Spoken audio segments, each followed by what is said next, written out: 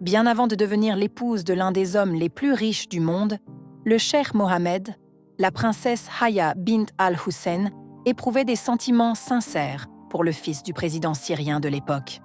Il était préparé à devenir le leader du pays, et Haya aurait pu devenir la première dame. Mais le destin en a décidé autrement. Aujourd'hui, une nouvelle ère a commencé en Syrie. Les gens célèbrent les changements tant attendus et le président actuel, Bachar al-Assad, a fui le pays avec sa famille, tout comme Haya a fui son mariage raté. Pourquoi la princesse Haya n'est-elle pas devenue la première dame de Syrie? Son amour aurait-il pu changer le cours de l'histoire il y a 30 ans et prévenir le conflit sanglant? Regardez cette vidéo sur l'histoire tragique d'un destin brisé. Commençons. La vie de la princesse jordanienne Haya bint al-Hussein, malgré l'apparente richesse, était loin d'être idéale. À 30 ans, elle se maria avec le souverain de Dubaï, Mohammed Al Maktoum. Le couple semblait être une famille parfaitement heureuse. Mais les choses n'étaient pas aussi simples. Nous ne saurons probablement jamais toute la vérité, mais les épouses heureuses ne fuient pas leur mari, n'est-ce pas? Son évasion en Europe, loin de son mari autoritaire, est devenue l'une des nouvelles royales les plus médiatisées des dernières années. Cependant, ce que nous voulons vous raconter, c'est ce dont les journaux ne parlent pas et que les nouvelles et chroniques mondaines ne révèlent pas. Cette page de la vie de la princesse a été complètement effacée de toutes ses biographies officielles. Elle n'est évoquée que dans son propre pays, la Jordanie, et en Syrie voisine. C'est l'histoire de la façon dont les familles dirigeantes de ces deux pays ont failli se marier. C'est l'histoire d'un grand amour entre Haya et Bassel al-Assad. Ils venaient tous deux de familles anciennes et aristocratiques. Haya était la fille du roi Hussein, souverain de Jordanie, et Bassel était le fils aîné de Hafez al-Assad, président de Syrie. À première vue, leurs vies et leurs destins semblaient devoir suivre des trajectoires totalement différentes. Mais une chose les a unis, leur passion pour l'équitation. La princesse Haya a remporté la médaille de bronze lors des compétitions panarabes d'équitation à Damas en 1992. Elle fut la première femme à représenter la Jordanie dans ce sport et la première à obtenir de tels résultats. Bassel, de son côté, était un passionné de compétition équestre. Il pratiquait l'équitation depuis son enfance. Et c'est probablement cet intérêt commun qui a constitué le premier pont reliant deux mondes si différents, celui de la politique syrienne et celui du sang royal jordanien. Leurs amours ont commencé en 1992, après une rencontre lors d'une compétition à Damas. La princesse avait 18 ans et Bassel en avait 30. Entre eux, il est immédiatement né quelque chose de plus qu'une amitié. Leur lien est rapidement devenu un véritable amour. Ils se soutenaient mutuellement, se motivaient pour réussir et participaient même à des compétitions ensemble. Leur romance n'était pas simplement une histoire d'amour, c'était l'union de deux personnes qui semblaient destinées à être ensemble. Cependant, comme souvent dans les monarchies orientales, les choses n'étaient pas aussi simples. Le roi Hussein bin Talal, père de Haya, n'approuvait pas sa relation avec Bassel. C'était un amour confronté à de hautes barrières politiques et culturelles. La famille royale jordanienne appartenait à la dynastie des Hatchémites, les descendants directs du prophète Mahomet. Les Assad, bien que puissants, n'avaient pas une telle ascendance. La famille royale estimait que Haya méritait un partenaire de statut égal ou supérieur. Mais les supplications du roi ne pouvaient rien contre le véritable amour. Pendant plusieurs années, cette relation a perduré, malgré la pression familiale. Il semblait qu'il pouvait surmonter tous les obstacles. Pourtant, le destin en a voulu autrement, et Bassel ne devint ni le chef de la Syrie, ni le mari de la princesse qu'il aimait.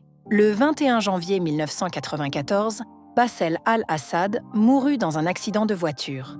Il roulait en Mercedes vers l'aéroport de Damas lorsque, pour des raisons inconnues, son véhicule a dérapé et a quitté la route. Bassel mourut sur le coup, à l'âge de 31 ans. Des rumeurs circulaient selon lesquelles sa mort pourrait avoir été le résultat d'un complot parmi les élites syriennes qui n'approuvaient pas ses réformes audacieuses et sa lutte contre la corruption. Cependant, La version officielle affirmait que la tragédie avait été causée par une mauvaise visibilité et un épais brouillard sur la route. Pour Aya, la mort de Bassel fut un véritable coup de massue.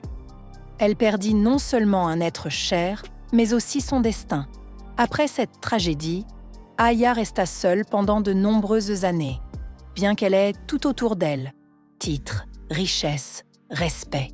Mais celui qui aurait pu être son véritable compagnon de vie n'était plus là. 10 ans après la mort de Bassel, Aya épousa le cheikh Mohamed Al Maktoum. Ce mariage fut conclu pour des raisons politiques, dans le but de renforcer le statut de la Jordanie dans le monde arabe. Elle eut 2 enfants, mais malgré le faste extérieur et la richesse, sa vie ne connut pas le bonheur, car son cœur resta à jamais avec Bassel. Et pour la Syrie, la mort de Bassel n'était pas simplement une tragédie. C'était la destruction du futur politique du pays et des espoirs du peuple. Dans la famille du président syrien, il y avait 4 fils, mais c'est le fils aîné, Bassel, qui était préparé spécifiquement pour diriger le pays. Dès son enfance, son père a reconnu en lui des qualités de leader. Il l'a choisi comme successeur et l'a formé pour gouverner la Syrie. Bassel était un symbole de l'avenir du pays. Il a mené une lutte impitoyable contre la corruption et a démantelé un réseau de contrebande de voitures à travers la frontière syrienne. Ce réseau, qui rapportait des milliards de dollars chaque année aux fonctionnaires syriens, a été détruit. Bassel était perçu comme un réformateur capable de moderniser la Syrie. Son éducation à Londres, ses ambitions et sa formation militaire donnaient l'image d'un leader capable de réaliser un renouveau économique et de mener des réformes politiques. Cependant, en 1994, lorsque Bassel est décédé dans un accident de voiture, ses espoirs se sont effondrés. Son successeur devint son frère cadet, Bachar al-Assad. Avant de devenir président de la Syrie, Bachar vivait à Londres, où il étudiait la médecine en vue de devenir ophtalmologiste. Bachar n'était pas préparé à une carrière politique et, contrairement à son frère aîné, il n'avait ni expérience militaire ni expérience politique. Il était loin de la Syrie, mais après la tragique mort de son frère, il a dû revenir dans son pays. On mettait beaucoup d'espoir en Bachar, pensant qu'il pourrait améliorer la Syrie. Mais en arrivant au pouvoir par hasard, Bachar n'a pas répondu aux attentes du peuple. Au lieu de moderniser le pays, il a renforcé le contrôle et poursuivi la politique autoritaire de son père. Le frère hésitant de Bassel n'a jamais pu mettre en place les réformes nécessaires, et son refus de dialoguer avec l'opposition a aggravé la crise. Finalement, le régime des Assad, qui a duré plus de 50 ans, est tombé, et Bachar a dû fuir le pays. Mais comment aurait été l'histoire de la Syrie si Bassel était devenu président et si son épouse avait été la princesse Aya bint al-Hussein? La réponse à cette question n'est pas simple. Mais il est certain que cela aurait pu changer radicalement l'histoire non seulement de la Syrie, mais aussi de tout le Moyen-Orient. Bassel, en tant que leader plus progressiste et éduqué, aurait pu mener des réformes économiques, réduire le contrôle de l'État et stimuler le développement du secteur privé. Aya, avec ses relations internationales et son expérience, aurait joué un rôle clé dans l'amélioration des relations économiques extérieures et de la situation sociale des femmes en Syrie. Ces deux-là étaient faits l'un pour l'autre et se complétaient parfaitement. Si ce n'avait pas été pour les tragiques événements, Aya aurait probablement été la seule femme de Bassel. Même si elle n'aurait pas vécu dans le Dubaï flamboyant, mais dans une Syrie beaucoup plus simple et plus pauvre.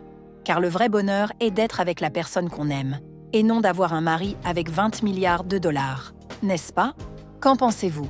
Partagez vos pensées dans les commentaires. Mettez un like si vous avez aimé la vidéo, et abonnez-vous à notre chaîne. Merci d'avoir regardé et à bientôt.